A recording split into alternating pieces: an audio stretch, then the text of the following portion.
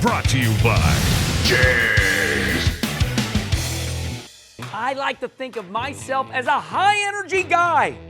So naturally, I want an HEI distributor in my ride, and JEGS has some great ones. For starters, there's the Street Spark HEI distributor for small and big block Chevy engines. They're machine finished and show-worthy with a high voltage coil for a hotter spark, and either iron or steel gears, plus coated weights and welded pins for resistance and durability. And if you want smooth, durable, and reliable service up to 10,000 RPMs, you should consider the JEGS SSR-2 and SSR-3 Pro Series distributors. The SSR-2 is designed for use with an external CD ignition box, while the SSR-3 is ready to run with a built-in module.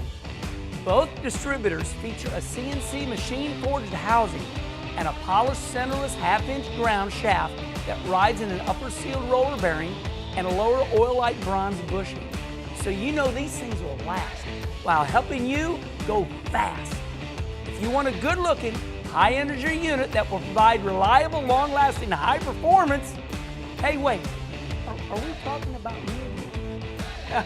Get yourself an HEI Street Spark or SSR distributor right now at JEGS. One of the most common jobs involved in working on a classic muscle car is installing the distributor. Whether you're removing and replacing the existing distributor on an engine or setting up one for the first time on a new build, doing it right is critical to proper engine operation. The distributor is driven by a gear on the camshaft and controls your engine's ignition timing. It also drives your engine's oil pump via an intermediate shaft. Both of these vital functions require a bit of care during installation in order to make sure things are properly aligned. Let's start by looking at the installation of a new distributor. We're using a classic Ford Mustang as an example, but the process is the same for any brand of vehicle. Any new distributor needs to have a drive gear that is compatible with the camshaft installed in the engine in order to prevent premature wear and potentially fatal damage to the camshaft. There are 4 common types of distributor gears: cast iron, hardened steel, also known as melanized, bronze, and composite. Most aftermarket distributors are supplied with hardened steel gears, which may not be correct for your application. If there's any doubt, give JEGS a call and speak to a tech for a distributor gear recommendation. In order to install your new distributor, you'll need to know your engine's firing order and which direction the distributor turns.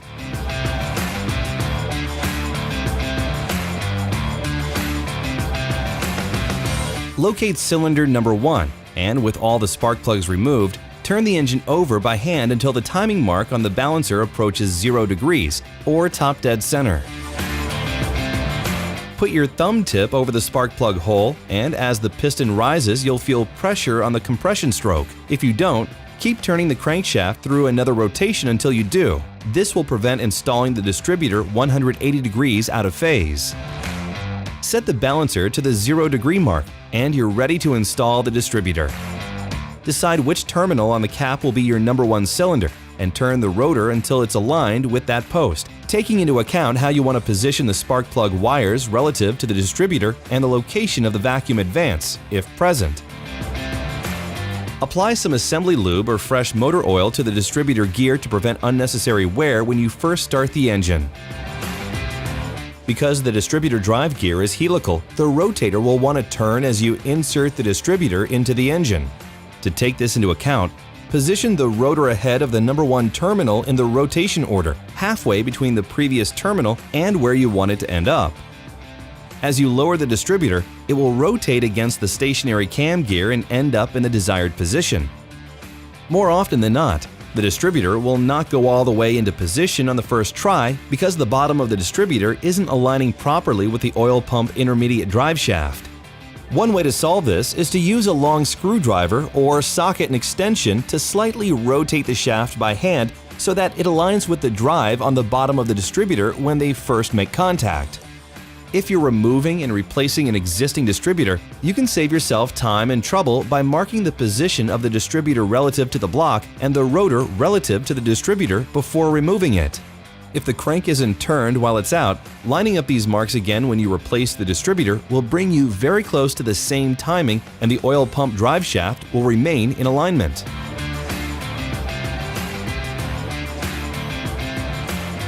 Once your distributor is properly seated, you can connect the spark plug wires, paying attention to your engine's firing order and distributor rotation direction.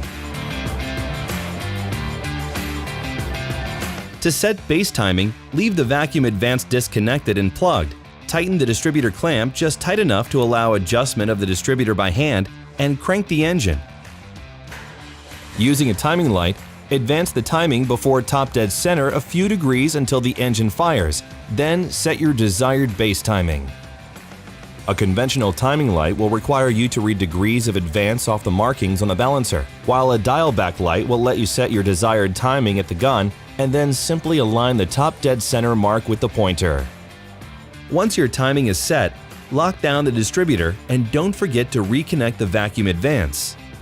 For more information about distributor selection, in-depth instructions, and technical advice, visit jegs.com on the web or give us a call at 800-345-4545 to order toll-free around the clock every day. Brought to you by JEGS. Lifetime support. Complete customer satisfaction. Delivering performance since 1960. JEGS.com.